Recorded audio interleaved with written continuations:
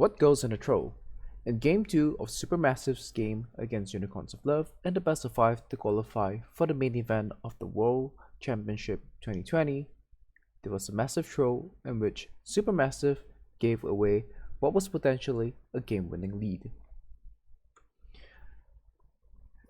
The game starts off with Kakao on Lilia invading the opponent's blue buff together with his bot lane of Senna and Leona. They move in, and this was intelligent level 1 planning from the side of Supermassive. When Graves sees his opponent jungle and bot lane duo walking into his jungle, he moves over to the opponent's blue buff as well. However, Armut on the Yukon is already waiting for him there, chasing him off the blue buff and preventing him from matching the invade on the cross map. After that, Lilia clears out an additional camp of wolves, crosses through mid lane, and with the amount of time that Armut has bought him, is able to secure the opponent's Raptors as well, leaving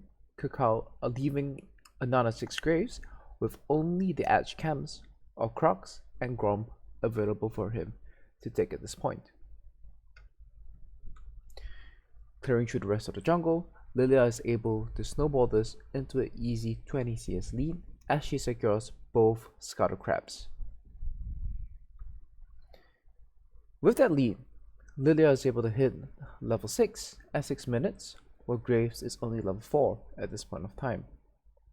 Using this jungle lead that they have accrued, Supermassive is able to secure the first Drake at 6 minutes 30, and they then move on to snowball this lead even further, smiting away the second blue buff of UoL at 7:05, and with all of that, Lilia is now at a 42 CS lead that is 10 camps worth over her opponent, being 2 levels up at this point of time.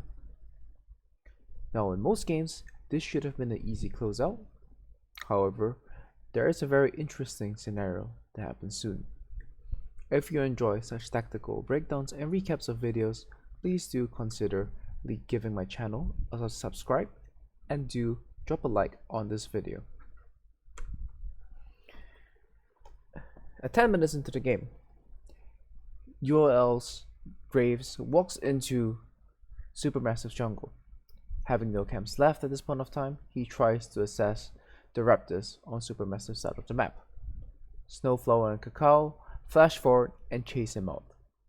They then chase them into the river, and they blow Sentinel's flashes as well. At this point of time, you would think that Lilia can return to her Raptors, clear those, take the opponent Raptors and Crocs, and continue to pull ahead and away from another 6 Graves. This will allow Supermassive to secure the next dragon, which will be spawning in 1 minute 30, allowing for some rather simple potting. And Graves should never be able to recover from being this far behind, as he should expect to be 3 levels down after such an exchange happens. However, Supermassive decides to chase past the choke, goes for the kills, Cassidy and Vernacton TP in. Supermassive loses the fight, and Cassidy gets a triple kill. This fight was an immediate 3v5 from Supermassive's side the moment they flashed over the choke, as now Armut was slow for the TP and Zeitnot was completely not in position. After a triple kill onto the No Man's Cassidy, the rest, as they say, is history, as now UoL's killing win condition is now snowballed with multiple shutdowns and is in pole position to reach the level 16 point and completely take over the game.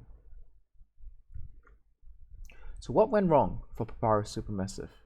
The first is that they went for an overextended chase, and this is a problem that can be solved if teams understand pick compositions or pick scenarios and skirmishes and are able to communicate their cooldowns.